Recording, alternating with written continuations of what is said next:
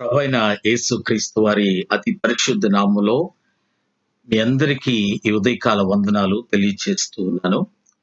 ప్రత్యేకంగా world mothers day ఉద్దేశించి మన సంఘాలలో, మన కుటుంబాలలో ఉన్న ప్రతి మదర్‌కి, ప్రతి తల్లికి నా హృదయపూర్వక గ్రీటింగ్స్, శుభాకాంక్షలు, శుభములు తెలియజేస్తూ ఉన్నాను. మిమ్మల్ని కలుసుకొని నేను చాలా వారాలైంది. లాక్‌డౌన్ మొదలైన తర్వాత ఇది 8వ ఆదివారంగా నేను జ్ఞాపకం చేస్తున్నా.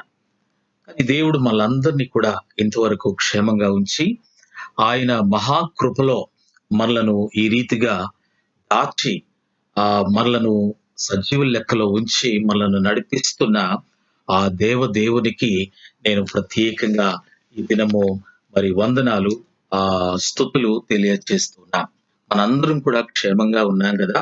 మనందరం కూడా ఆయన కృపను అనుభవిస్తూ మనము ముందుకు వెళ్తున్నాం కదా! అందును బట్టి మనందరం కూడా కుటుంబాలతో కలిసి కృతజ్ఞత కలిగి జీవించవలసిన వారంగా ఉంటూ ఉన్నాం. ఈ దినము మదర్స్ డేను ఉద్దేశించి కొన్ని విషయాలు మీ అందరితో పరిశుద్ధ బైబిల్ గ్రంథము నుండి నేను జ్ఞాపకం చేయాలని ప్రభు పేరట మనవి చేస్తున్నాను. తల్లి లేక అమ్మ అన్న పదం ఉంది చూడండి, అది సార్వత్రికమైనదిగా కనిపిస్తుంది. జనీకమైనదిగా ప్రపంచంలో ఏ శిశువు పుట్టినప్పటికి కూడా ఆ శిశువు పలికే మొట్టమొదటి మాట ఉంది చూడండి, ఆ మాట చాలా కమ్మనిది. ఆ కమ్మని మాటే అమ్మ అనే మాట. కొన్ని కల్చర్స్ లో మదర్ ని మమ్ అంటారు. కొన్ని కల్చర్స్ లో మదర్ ను మమ్మీ అని అంటారు. సో మామ్, మమ్మీ ఆర్ అమ్మ పిలుపు ఏదైనప్పటికీ కూడా అది కమ్మనైనదిగా సర్వ మానవాళికి ఒక ఒక ఆప్యాయతతో కూడిన పదంగా మనము అమ్మ అనే పదాన్ని జ్ఞాపకము చేసుకుంటూ ఉన్నాం. పరిశుద్ధ బైబిల్ గ్రంథంలో చాలా మంది ప్రత్యేకత సంతరించుకున్న మాతృమూర్తులు ఉన్నారు. వాళ్ళలో చాలా మంది మనకు పరిచయమైన వారే. వారిలో చాలా మందిని అనేక సార్లు మనము దేవుని యొక్క వాక్యం మూలంగా ధ్యానించుంటాం. అయినప్పటికీ వాళ్ళలో కొద్ది మందిని కొన్ని విషయాలు నేను మీకు జ్ఞాపకం చేస్తూ, ప్రత్యేకంగా ఒక తల్లి విషయం ఇది మీ అందరితో కూడా మాట్లాడాలని ప్రభు పేరట నేను ఆశపడుతున్నాను. పరిశుద్ధ బైబిల్ గ్రంథాన్ని మనము ఆది కాండం నుండి చదువుకుంటూ వస్తూ ఉంటే, ఆది కాండము 21వ అధ్యాయంలో శారా ప్రేమ తన కుమారుడైన ఇస్సాకును ఏం చేసింది? వారసుని చేసింది. శారా అనే ఆమె తల్లి. ఆ తల్లి ప్రేమ తన కుమారుడిని ఏం చేసింది? వారసుని చేసింది. హాగరు యొక్క ప్రార్థన తన కుమారుడైన ఇష్మాయేలు ప్రాణాన్ని కాపాడింది. ఆది కాండం 21వ అధ్యాయంలోనే. యాకోబేదు తన కుమారుడైన మోషేను ఫరో నుండి రక్షించి గొప్ప నాయకునిగా చేసింది. యాకోబేదు యొక్క జ్ఞానం, తన యొక్క విజ్డమ్ అని మనం చెప్పాలి. హన్నా మొక్కుబడి తన కుమారుడైన సమూయేలును చరిత్రలో గొప్పవానిగా నిలబెట్టింది. మరియ పరిశుద్ధత తన కుమారుడైన యేసు క్రీస్తును మనకు రక్షకునిగా అనుగ్రహించింది. సలోమి కోరిక తన కుమారుల యొక్క స్థితిని దేవుని ప్రక్క స్థానం యేసుక్రీస్తు ప్రభువారితో కూడా వారు కూడా కూర్చుంటే బాగుండును అన్న ఆశను తనలో కలిగించినట్లు మనం చూస్తాం. యూనికే భక్తి తన కుమారుడైన తిమోతిని విశ్వాస వీరునిగా మార్చింది. అలా చెప్పుకుంటూ పోతే బైబిల్ గ్రంథంలో చాలా మంది ఈ ప్రత్యేకత సంతరించుకున్న తల్లులు మనకు జ్ఞాపకానికి వస్తారు. కాబట్టి ఈ దినము మరి దేవుడిచ్చిన ఈ సమయంలో పరిశుద్ధ బైబిల్ గ్రంథము నుండి ఒక తల్లిని నేను మీకు పరిచయం చేయాలని ఆశపడుతున్నాను. మీ పరిశుద్ధ బైబిల్ గ్రంథాలు తెరవండి. తెరిచి నిర్గమాకాండము 2వ అధ్యాయము, నిర్గమాకాండ గ్రంథము 2వ అధ్యాయము 1 నుండి 10 వరకు వ్రాయబడిన దేవుని యొక్క వాక్యాన్ని మనం చదువుకుందాం. లేవి వంశస్థుడొకడు వెళ్ళి లేవి కుమార్తెను వివాహము చేసుకొనెను. ఆ స్త్రీ గర్భవతి అయి కుమారుని కని వాడు సుందరుడై యుండుట చూచి 3 నెలలు వానిని దాచెను. తరువాత ఆమె వాని దాచలేక వాని కొరకు ఒక జమ్ము పెట్టి తీసుకుని దానికి జిగట మన్నును కేలుగా పోసి అందులో ఆ పిల్లవానిని పెట్టి ఏటి ఒడ్డున జమ్ములో దానిని ఉంచగా వానికేమి సంభవించునో తెలుసుకొనుటకు వాని అక్క దూరముగా నిలిచి ఉండే. ఫరో కుమార్తె స్నానము చేటుకు ఏటికి వచ్చెను. ఆమె పనికత్తెలు ఏటి ఒడ్డున నడుచుచుండగా ఆమె నాచులోని ఆ పెట్టెను చూచి తన పనికెత్తె ఒకతిని పంపి దాన్ని తెప్పించి తెరిచి ఆ పిల్లవాని చూచినప్పుడు ఆ పిల్లవాడు ఏడ్చుచుండగా చూచి వాని యందు కనికరించి వీడు హెబ్రీయుల పిల్లలలో నొకడనే. అప్పుడు వాని అక్క ఫరో కుమార్తెతో నీ కొరకు ఈ పిల్లవాన్ని పెంచుటకు నేను వెళ్ళి హెబ్రీ స్త్రీలలో ఒక దాదిని పిలుచుకొని వద్దునా అనేది. అందుకు ఫరో కుమార్తె వెళ్ళుమని చెప్పగా ఆ చిన్నది వెళ్ళి ఆ బిడ్డ తల్లిని పిలుచుకొని వచ్చారు. ఫరో కుమార్తె ఆమెతో ఈ బిడ్డను తీసుకొని పోయి నా కొరకు వానికి పాలిచ్చి పెంచుము, నేను నీకు జీతమిచ్చేదనని చెప్పగా ఆ స్త్రీ ఆ బిడ్డను తీసుకొని పోయి పాలిచ్చి పెంచాను. ఆ బిడ్డ పెద్దవాడైన తర్వాత ఆమె ఫరో కుమార్తెతో అతన్ని తీసుకొని వచ్చెను. అతడు ఆమెకు కుమారుడు ఆయను. ఆమె నీటిలో నుండి ఇతన్ని తీసితనని చెప్పి అతనికి మోషే అను పేరు పెట్టాను. ప్రభునందు ప్రియ దేవుని బిడ్డలారా, పరిశుద్ధ బైబిల్ గ్రంథంలో తల్లికి చాలా ప్రధానమైన ప్రాముఖ్యమైన స్థానం ఇవ్వబడింది. దేవుడు కూడా తనను తాను కొన్ని పర్యాయాల్లో తల్లి ప్రేమకు మించిన ప్రేమ అన్న రీతిగా ఆయన మరి పోల్చుకున్నట్లుగా ఆ యొక్క స్థితిని ఆయన మరి ఎంచుకున్నట్లుగా కూడా మనము జ్ఞాపకం చేసుకుంటాం. తల్లిలా లాలించడం, ప్రేమించడం, తల్లిలా భద్రపరచడం, ఇలాంటి ఎక్స్ప్రెషన్స్ మనము బైబిల్ గ్రంథంలో మరి ఆ జ్ఞాపకాన్ని చేసుకుంటూ ఉంటాం. కాబట్టి తల్లి స్థానము చాలా ముఖ్యమైనది. అందుకని నిర్గమకాండంలోనే దేవుడైన యెహోవా ఇశ్రాయేలు ప్రజలను ఉద్దేశించి ఒక చక్కటి మాట జ్ఞాపకం చేస్తాడు. నిర్గమాకాండం 20వ అధ్యాయము 12వ వచనంలో నీవు దీర్ఘాయుష్మంతుడు అగునట్లు నీ తండ్రిని తల్లిని సన్మానించుము అన్న మాటలు మనము చూస్తాం. పరిశుద్ధ బైబిల్ గ్రంథంలో మొదటి ఆజ్ఞ కూడా ఈ ప్రేమించటానికి గూర్చి, గౌరవించటానికి గూర్చి, సన్మానించటానికి గూర్చి మనము పరిశుద్ధ బైబిల్ గ్రంథములో మనము జ్ఞాపకము చేసుకుంటాం.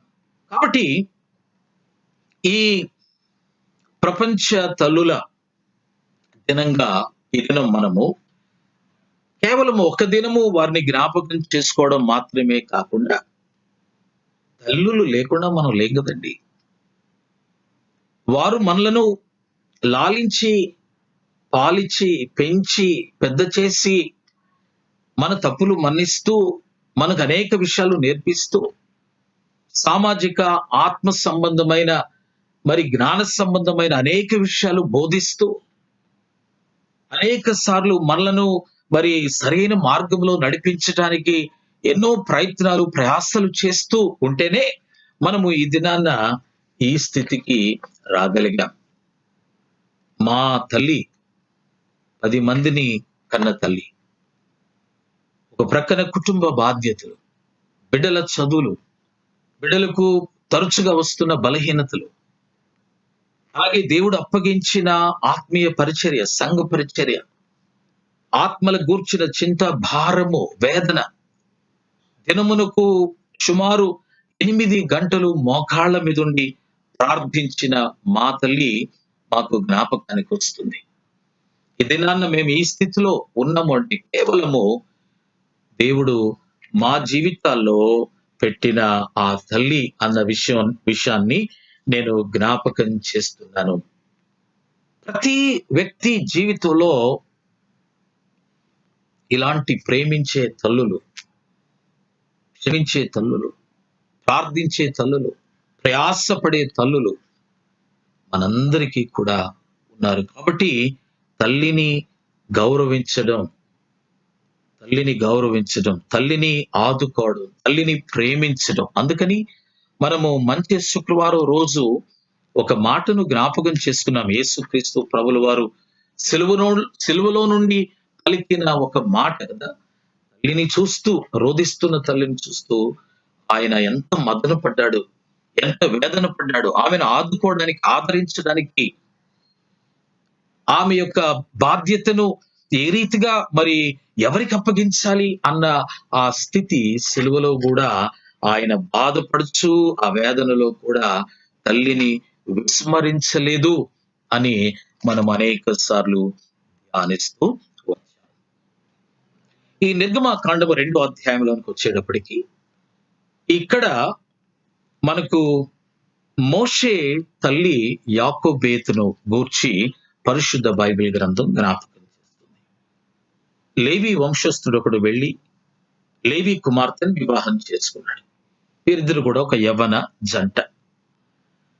ఆమె గర్భవతి అయి కుమారుని కంది. కుమారుని కని పరిశుద్ధ బైబిల్ గ్రంథం ఏం చెప్తుంది అంటే, ఆమె కుమారుని కని అతడు సుందరుడని చూచింది అన్న మాటలు మనము జ్ఞాపకం చేసుకుంటాం. అతడు సుందరుడు. మోషే పుట్టిన కాలాన్ని మనం చూస్తుంటే చాలా ప్రతికూల పరిస్థితులు. ఒక ప్రక్కన మరి ఫరో రాజు పరిపాలిస్తున్న కాలం, హెబ్రీలకు వ్యతిరేక పరిపాలన, హెబ్రీలకు మరి సహకరించని పరిపాలన, హెబ్రీలకు ఒక ప్రతికూలమైన పరిపాలన జరుగుతున్న కాలం. మీరు అనుకోవచ్చు ఇది ఎప్పుడు జరిగింది అనుకోవచ్చు. సుమారు 3500 సంవత్సరాల క్రితం జరిగిన ఈ కథ ఈ రోజు కూడా మన ఆత్మీయ జీవితాలకు తల్లులు ఎంత ప్రయాసపడుతున్నారు, ఎంత మన కొరకు మరి సాహసిస్తున్నారు అన్న విషయాన్ని జ్ఞాపకం చేయడానికి నేను ఈ దినాన ఈ అధ్యాయాన్ని ఎన్నుకున్నా. అతడు పుట్టినప్పుడు ఆ తల్లి ఏం చూసిందంట? She has recognized this child as a potential child, as a beautiful, handsome child, as a goodly or a godly child. ఈ యొక్క బిడ్డ యొక్క, ఈ కుమారుని యొక్క విలక్షణతను, యునిక్నెస్ ని ఈ తల్లి గ్రహించినట్లుగా మనం చూస్తాం. కుటుంబాల్లో ఎప్పుడైనా ఒక బిడ్డ పుట్టినప్పుడు చాలా కాన్వర్జేషన్స్ ఆ బిడ్డ చుట్టూ జరుగుతాయి. ఆ బిడ్డ ఎవరిలాగా ఉన్నాడు కదా, అతని ముఖం ఎలా ఉంది, కళ్ళు ఎలా ఉన్నాయి కదా, ముఖం ఎలా ఉంది, బ్రాడ్ ఫోర్ హెడ్ ఉంది, మంచి హెయిర్ ఉంది, ఇవన్నీ కూడా మాట్లాడుకుంటాం, మంచిదే. కానీ ఈ తల్లి ఈ బిడ్డ యొక్క భవిష్యత్తునే ఆ పుట్టిన ఆ సమయంలో గ్రహించగలిగింది. In other words, she has envisioned about this child. ఈ బిడ్డ భవిష్యత్తులో ఏం కాగలడు, what kind of potential that this child has. ప్రతి తల్లి కూడా వాళ్ళ బిడ్డలను ఆ రీతిగానే ఆలోచిస్తుంది. వీడు పెరిగి పెద్దవాడై ప్రయోజకుడై మంచి మంచి జీవితాన్ని జీవించాలని ప్రతి తల్లి కూడా కోరుకుంటుంది. కాబట్టి ఈ తల్లి ఆ బిడ్డలో ఉన్న ఆ ఆ ప్రాధాన్యత, ప్రాముఖ్యత, విలక్షణం, వినూత్నత చూసింది. ఇంగ్లీష్ లో రకరకాలైన వర్డ్స్ వాడారు. Goodly child.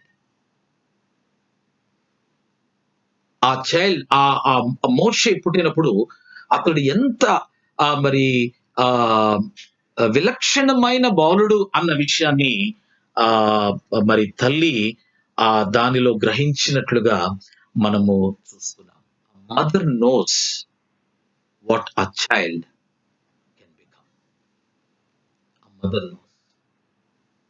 తల్లికి తెలుసు తన బిడ్డ మరి ఏ రీతిగా మరి ఎదుగుతాడు, ఏ రీతిగా అవుతాడు అన్న ఆ విషయాన్ని ఈ తల్లి ద్వారా మనము జ్ఞాపకం చేసుకుంటాం. ఇదే విషయము అపొస్తలుల కార్య గ్రంథం 7వ అధ్యాయము 20వ వచనంలో కూడా మనం చూస్తాం. అపొస్తలుల కార్య గ్రంథంలో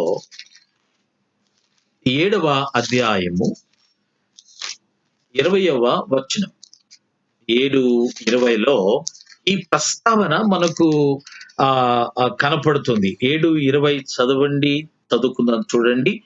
ఆ కాలమందు మోషే పుట్టెను, అతడు దివ్య సుందరుడై తన తండ్రి ఇంట 3 నెలలు పెంచబడి. దివ్య సుందరుడై. Is uniquely handsome bye.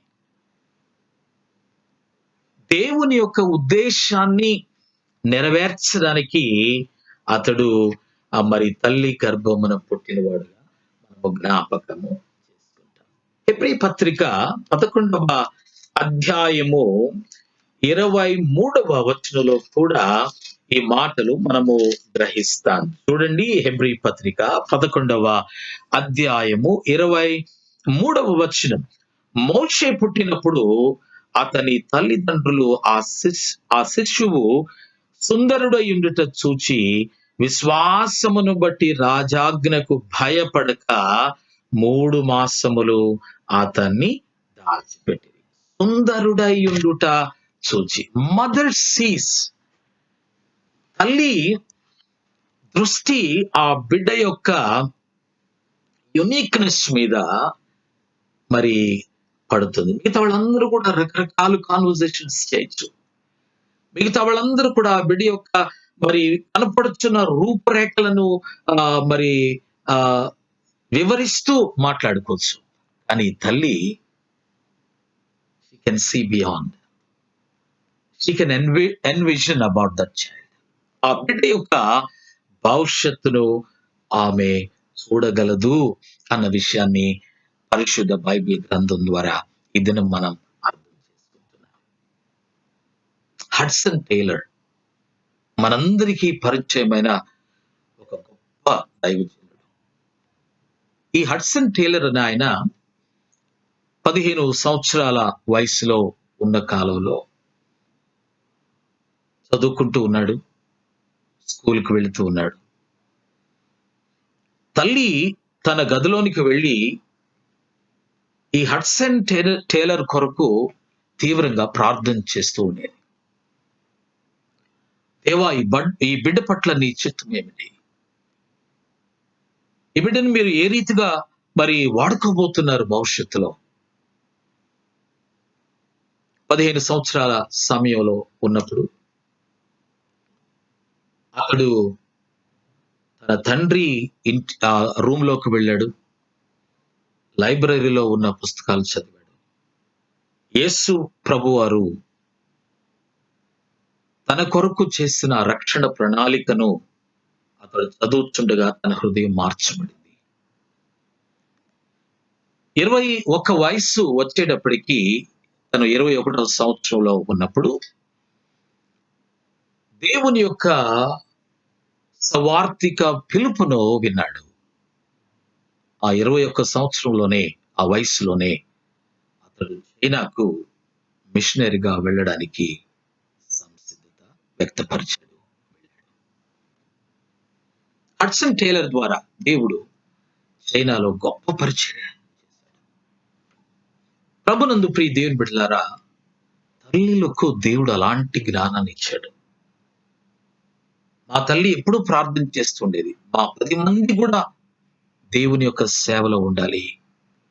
ఈ దినాన్న దేవుని మహిమార్థమై చెప్తున్నాను, మాలో దగ్గర దగ్గర అందరూ కూడా ఏదొక రీతిగా దేవుని యొక్క పరిచర్యలో పాలివారముగా ఉంటూ ఉన్నాం. ఏదొక రీతిగా దేవుడు మాకిచ్చిన తలాంతుల మేరకు దేవుని పరిచర్యలో మేము ముందుకు వెళుతున్నాం. దేవునికి మహిమ కలుగును గాక. సో ఈ తల్లి మోషేలో ఉన్న ఆ ఆత్మీయ సౌందర్యాన్ని, ఆ పొటెన్షియల్ ని ఆమె చూచింది. నంబర్ 1.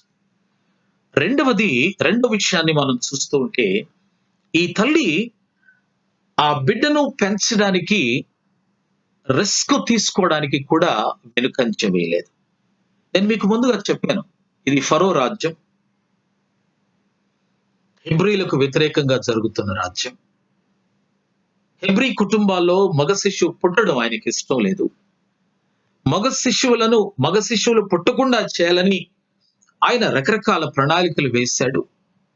అక్కడున్న మంత్రస్థానులను పిలిపించి వారు పుట్టకుండా మీరు చేయాలా, పుట్టిన తర్వాత చంపేయాలా అన్న శాసనాన్ని కూడా అతడు చేశాడు.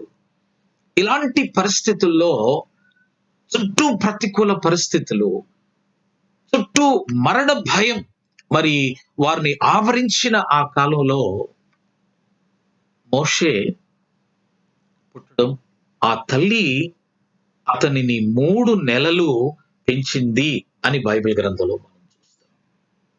చాలా కష్టం. హెబ్రీ కుటుంబాల్లో పుట్టిన ప్రతి శిశువు కూడా, ఆ మగ శిశువు కూడా వాళ్ళు తీసుకువెళ్ళి నైలు నదిలో పడవేయాలి. In other words, they had to kill them. They should not survive. They should not live. వారు జీవించడం గాని, వారు బ్రతకటం గాని ఇష్టం లేని పరిస్థితులు ఆ కాలంలో ఉంటున్నాయి. అలాంటి కాలములో she was willing to risk her life. తల్లి బిడ్డను కనేటప్పుడే ఒక విధంగా అది ప్రాణగండం అంటారు. మెడికల్ సైన్సెస్ ప్రకారము ఒక విధంగా ఆ తల్లి ఆ చచ్చి బ్రతకడం, అలాంటి పరిస్థితిని కూడా ఒక బిడ్డకు జన్మనివ్వడానికి ఆ తల్లి వెనుకంజ వేయదు అని మనం బైబిల్ గ్రంథంలో లేక జీవిత సత్యాలు మనము నేర్చుకుంటున్నాం.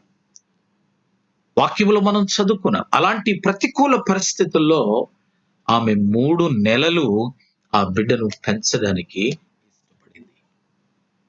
చిన్న బిడ్డను ఎవరికీ తెలియకుండా పెంచడం సాధ్యమేనా? మనలో చాలా మంది తల్లులు, ఈ దినం నన్ను నా వాక్యాన్ని వింటున్న చాలా మంది తల్లులు, వాళ్ళకి తెలుసు కదా, బిడ్డను, ఒక ఇన్ఫెంట్ ను, అప్పుడే పుట్టిన ఆ బిడ్డను శబ్దాలు చేయకుండా, నువ్వు మెదలకుండా ఉండు, కామ్గా ఉండు, సైలెంట్ గా ఉండు, ఇవన్నీ చెప్పడానికి వీలేదు. కారణం ఏంటంటే వాళ్ళు ఎప్పుడు ఏడుస్తారో తెలియదు, ఎప్పుడు లేస్తారో తెలియదు, ఎప్పుడు ఆకలి అవుతుందో తెలియదు. కాబట్టి ఒక ఇంట్లో చిన్న బిడ్డ ఉన్నాడు అంటే తప్పనిసరిగా ఆ చుట్టుప్రక్కల వాళ్ళందరికీ కూడా తెలిసిపోతుంది. ఇమాజిన్, ఆలోచించండి ఒకసారి. ఇంట్లో చిన్న బిడ్డ, బయట రోడ్డు మీద రాను వారు తిరుగుతున్నారు. చుట్టుప్రక్కల వారందరూ కూడా చూస్తూ ఉన్నారు, వింటూ ఉన్నారు. ఇలాంటి పరిస్థితుల్లో కూడా ఆ తల్లి తప్పించిన విధానం, ఆ బిడ్డను తనకు కావాలి అన్న వాంఛ ఉంది చూడండి, అది రిస్క్ తీసుకోవడానికి కూడా వెనుకంజ వేయని తల్లి. ఇటీవల కాలంలో లాక్‌డౌన్ అయిన సమయంలో చాలా కథలు నేను టెలివిజన్‌లో విన్నాను. వాటిలో ఒకటేంటంటే నిజామాబాద్‌లో ఒక కుటుంబం. ఒక తల్లి. ఆళ్ళ కుమారుడు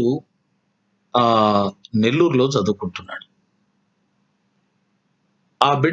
ఆ కుమారుడిని ఆ లాక్‌డౌన్ సిట్యుయేషన్‌లో నుండి తీసుకొని రావడానికి ఈ తల్లి 1400 కిలోమీటర్లు స్కూటీ మీద వెళ్ళి, మళ్ళా స్కూటీ మీద ఆ కుమారుడిని తెచ్చుకుంది.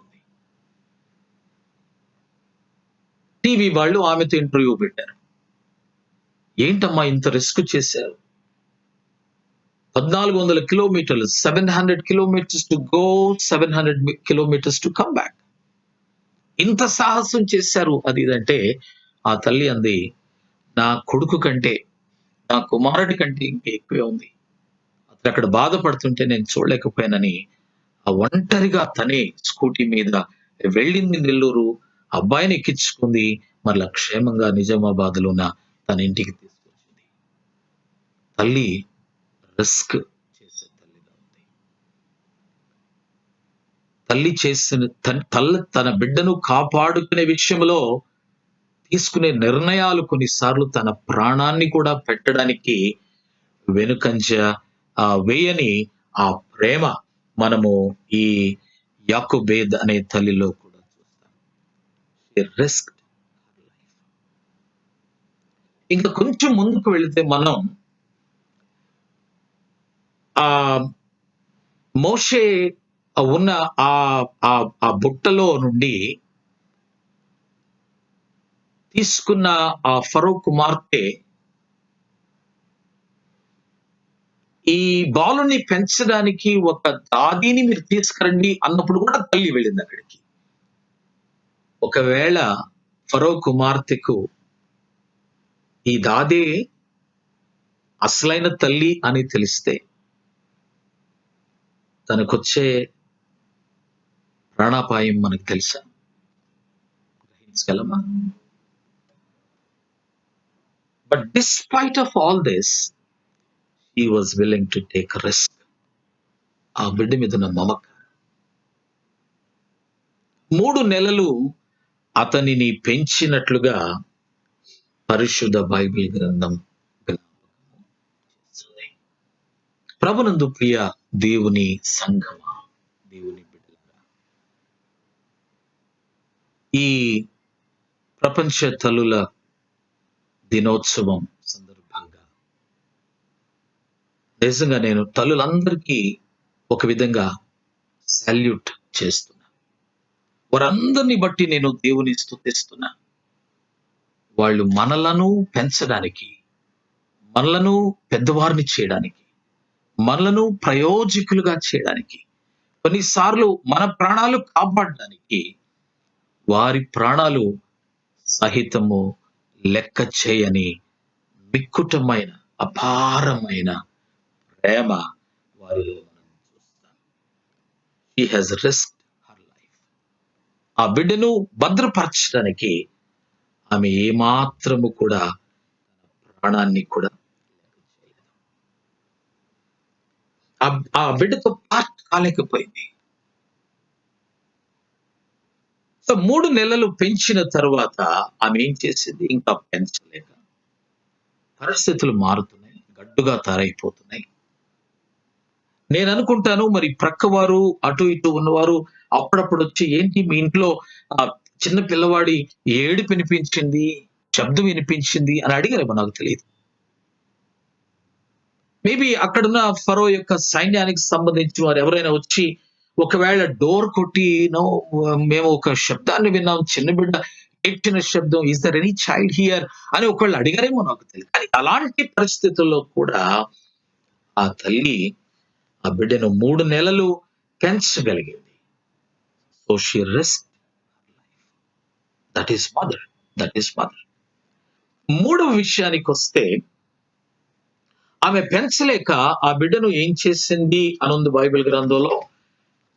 నిర్గమాకాండ గ్రంథము 2వ అధ్యాయంలో మనము చదువుకున్నాం. ఆ బిడ్డను తను 3 మాసాలు పెంచిన తరువాత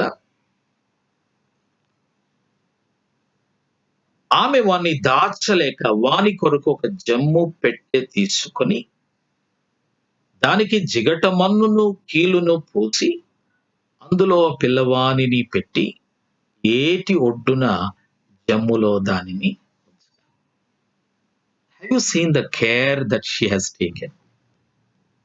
మిగతా తల్లులందరూ కూడా భయంతో వారికి కలిగిన ఈ శిశువులను తీసుకుని వెళ్ళి ఆ నైల్ నదిలో పడేస్తున్నారు అంతే. పడేసి కాసేపు అక్కడికి వెళ్లే వరకు ఉండి ఆ బిడ్డ కొట్టుకొని వెళ్ళిపోవడం చూస్తూ ఏడుస్తూ అంగలారుస్తూ అక్కడ ఉండి ఉంటారు. కానీ ఈ తల్లి చూడండి, ఎందుకంటే ఆ బిడ్డలో ఉన్న విలక్షణత ఉంది చూడండి. She has envision that this is not an ordinary child. ఇతడు ఒక సామాన్యమైన పిల్లవాడు కాదు అన్న సంగతి తల్లి గ్రహించింది. దేవుడు ఆమెకు నేర్పించాడు. అలాంటి ఆత్మీయ వివేచన జ్ఞానము ఆ దేవుడు ఆ తల్లికి ఇచ్చాడు. కాబట్టి మిగతా వాళ్ళలాగా ఆ బిడ్డను తీసుకొని వెళ్ళి నైలు నదిలో విసిరివేయాలి. ఏం చేసిందంట? The skill of the mother, the care, the concern that she has for a child ఇక్కడ మనకు చాలా చక్కగా కనబడుతుంది. తర్వాత ఆమె వాని దాచలేక వాని కొరకు ఒక జమ్ము పెట్టె తీసుకుని దానికి జిగటమన్నును కీలును పూసి అందులో ఆ పిల్లవానిని పెట్టి ఏటి ఒడ్డున జమ్ములో దానిని ఉంచింది. The way that she has used all her skill and she made a beautiful, safe career for the child. ఆ బిడ్డను తీసుకొని మోసుకొని వెళ్ళి ఆ నైలు నదిలో వదిలింది. ఆ కథ అయిపోయిన తరువాత మనం ఏం చూస్తాము? అక్కడ అందులో ఆ పిల్లవాడిని ఏటి ఒడ్డున జమ్ములో దాన్ని ఉంచగా వానికి ఏమి సంభవించనో తెలుసుకున్నట్టుకు వాని అక్క దూరంగా she's watching, she's waiting what is gonna happen to this child. She's very curious about it. అదే సమయంలో ఫరో కుమార్తె స్నానమునకు ఏటికి వచ్చింది. God orchestrate things so that they just fit into his purposes. ఆయన ఉద్దేశాలు, ఆయన క్రియలు ఏ రీతిగా ఆయన నెరవేర్చుకుంటాడు అన్నది ఈ వాక్య భాగంలో మనందరం కూడా ఈ దినం తెలుసుకోవాలి. ఆ అక్క అక్కడ ఉన్నది. ఫరో కుమార్తె స్నానానికి వచ్చింది. ఆమె పనికత్తెలు ఏటి ఒడ్డున నడుచుచుండగా ఆమె నాచులో ఒక పెట్టెను చూచింది. ఆ పనికత్తెను ఒకతను పంపి దాన్ని తెప్పించింది. తెరచి ఆ పిల్లవాడిని చూచినప్పుడు ఆ పిల్లవాడు ఏడ్చుతున్నాడని గ్రహించింది. కనికరపడింది. వీడు హెబ్రీల పిల్లవాడని గ్రహించింది. మరి గ్రహించిన వెంటనే వదిలేయాలి వాస్తవానికి. But let me tell you, he is a goodly child. సౌందర్యమైన వాడు, దేవుని ఉద్దేశ ప్రకారము ఏర్పాటు చేయబడినవాడు. అప్పుడు వాని అక్క ఫరో కుమార్తెతో, నీ కొరకు ఈ పిల్లవాడిని పెంచుటకు నేను వెళ్ళి హెబ్రీ స్త్రీలలో ఒక దాదిని పిలుచుకొని వస్తున్నా. హెబ్రీ స్త్రీలలో. కాబట్టి ఇది దేవుని ఉద్దేశ ప్రకారము జరుగుతుంది. Everything is engineered by God himself. దేవుని ద్వారా ఏర్పాటు చేయబడిన ఒక ప్రక్రియ, ఒక ప్రాసెస్ మనకు అక్కడ కనపడుతుంది. వెళ్ళి తీసుకొచ్చింది. ఎవరు తీసుకొచ్చింది? మోషే తల్లినే తీసుకొచ్చింది. నేను ఎప్పుడు అంటాను, తల్లిగా ఉండి పిల్లవాడికి బిడ్డకు పాలిచ్చి జీతము తీసుకున్న ఏకైక తల్లి యాకోబేదు అంటారు. ఆ తల్లిగా ఆమె తన ప్రతికూల పరిస్థితుల్లో కూడా తన బాధ్యతను ఆమె నిర్వర్తిస్తుంది. రెస్ట్ తీసుకుంది అక్కడ కూడా. అయినప్పటికీ ఆ బిడ్డను ఆహ్, మరి పాలిచ్చి పెంచడానికి ఆమె ఆ రాజ మందిరంలోనికి కొనుపోబడింది. రాజు యొక్క ఆస్థానంలోనికి కొనుపోబడింది. నేనిక్కడ గ్రహిస్తున్నానేంటంటే, ఈ తల్లి పాలు ఇచ్చి పెంచటంతో పాటు దేవుని భయాన్ని కూడా నేర్పింది. She has educated the child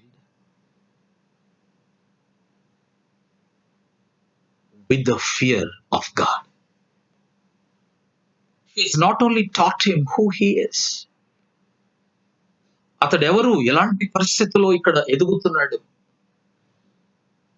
ఎవరి కొరకు దేవుడు అతని ఉద్దేశించాడు,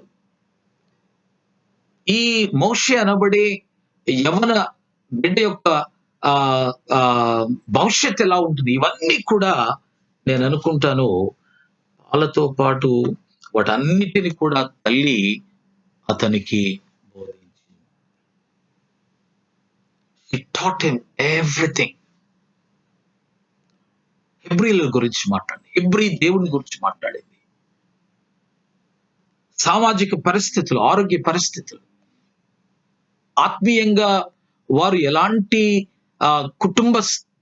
కుటుంబంలో ఉన్నారు అన్న విషయాన్ని ఆమె అతనికి బోధించింది. In other words, she train him in everything. ఇది నన్ను మనం తెలుసుకోవాలి. కొంతమంది కొన్నిసార్లు నేను గమనిస్తుంటాను, తల్లులు పిల్లలకు అన్నీ నేర్పిస్తారు. అండ్ తల్లులు ఎంత సంతోషపడిపోతారంటే, ఏమండి మా పిల్లాడు 18 నెలలండి, కానీ మొబైల్ అంతా తెలుసు, గ్యాడ్జెట్స్ ని ఎలా వాడాలో తెలుసు, కంప్యూటర్ ను ఎలా వాడాలో తెలుసు, టీవీ రిమోట్ ను ఎలా ఆపరేట్ చేయాలో తెలుసు. ఇవన్నీ చెప్పుకుంటూ వాళ్ళు చాలా సంతోషపడతారు. మంచిది, విజ్ఞానం ఉండాలి. బాలుడు పుట్టిన వెంటనే అవన్నీ మనం నేర్పిస్తాం, మంచిదే. కొంతమంది తల్లిదండ్రులు వాళ్ళ బిడ్డలకు అనేకమైన రిలేషన్షిప్స్ నేర్పిస్తారు. వాళ్ళు కనపడే ప్రతి వారిని you need to call him uncle, aunt, అక్క అవుతుంది నీకు, అన్న అవుతాడు, గ్రాండ్పా, తాత, ఇవన్నీ కూడా మనము ఈ సామాజిక రిలేషన్స్ అన్ని కూడా వాళ్ళకు నేర్పిస్తాం. అది కూడా మంచిదే, నేను దానికి వ్యతిరేకిని కాదు.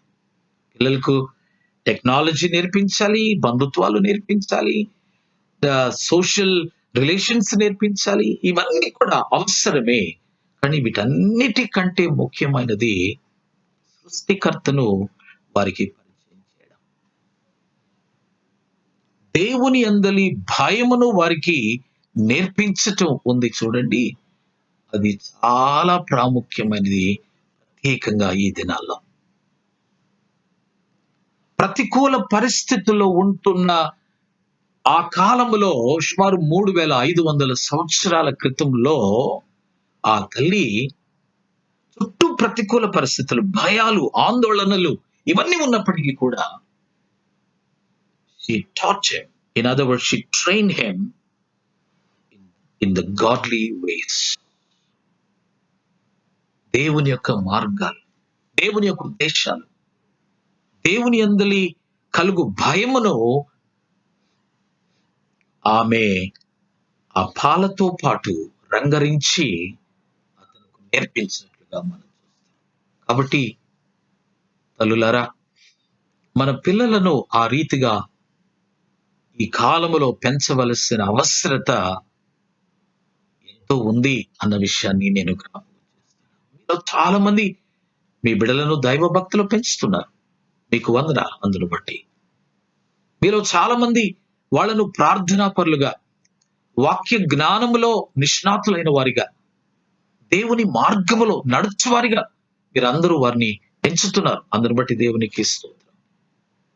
కానీ ఒకవేళ ఆ రీతిగా మనము ఆ బిడ్డలను పెంచకపోతే, అందుకని హెబ్రీ కుటుంబాల్లో పుట్టినది మొదలు ఆరంభ దినాల నుండి కూడా ధర్మశాస్త్ర సంబంధమైన విషయాలు వారికి బోధిస్తారు.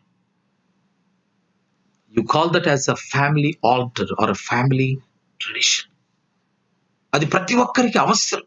ఆ కాలం వారి గుమ్మాల్లో, వారి వారి గోడల మీద, వారి నుదుట మీద, ఎక్కడైనా కానీ దేవుని యొక్క వాక్యం వారికి కనపడేటట్లుగా ధర్మశాస్త్ర సంబంధమైన విధులు, ధర్మశాస్త్ర సంబంధమైన నియమాలు వారు పాటించేటట్లుగా ఆ కాలములో మరి ఆ కుటుంబాలు చేస్తూ ఉన్నాయి. ఆ రీతిగానే ఈ తల్లి కూడా మోషేను రిస్క్ లో కూడా దేవుని వాక్యములో, దేవుని అందలి భయములో, ఆత్మ సంబంధమైన విషయములలో, వారి చరిత్ర సంబంధమైన విషయాలలో అతన్ని పెంచి పెద్ద చేసినట్లుగా మనం చూస్తాం. ఒక గొప్ప తల్లి. నాలుగవది, చివరిది ఏంటంటే, ఈమె ఆ బిడ్డకు అవన్నీ నేర్పించడం ద్వారా మోషే పెద్దవాడైనప్పుడు హెబ్రీ పత్రిక 11వ అధ్యాయంలో విశ్వాసమును బట్టి అతడు ఏం చేశాడు అని బైబిల్ గ్రంథం జ్ఞాపకం చేస్తుంది. హెబ్రీ పత్రికలో మనం ఇంతకు ముందు చదువుకున్నాం ఈ విషయాన్ని. మరొకసారి నేను జ్ఞాపకము చేయడానికి ఇష్టపడతాను. హెబ్రీ పత్రిక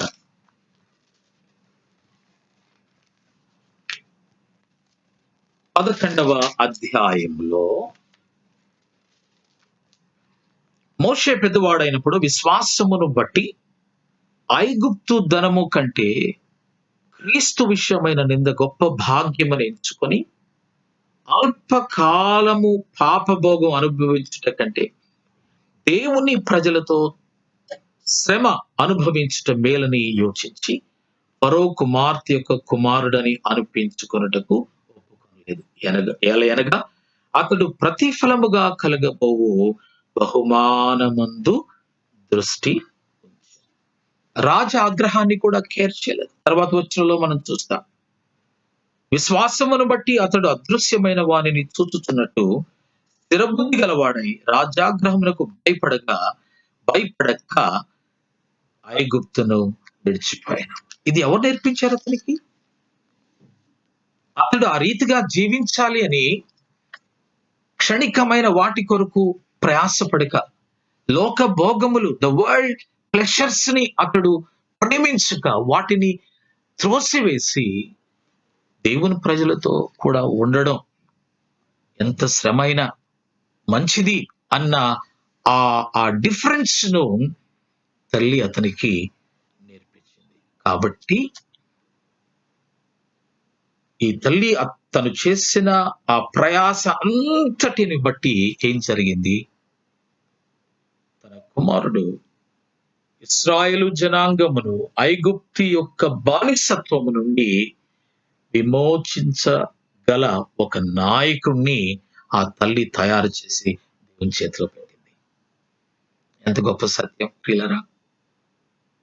ఇశ్రాయేలు జనాంగమును ఐగుప్తి యొక్క ఆ చెర నుండి సుమారు 430 సంవత్సరాలు బానిసత్వం, అక్కడ ఆ బానిసత్వము నుండి బయటకు తేగలిగిన ఒక నాయకుణ్ణి ఆమె తయారు చేసి దేవుని చేతిలో పెట్టింది.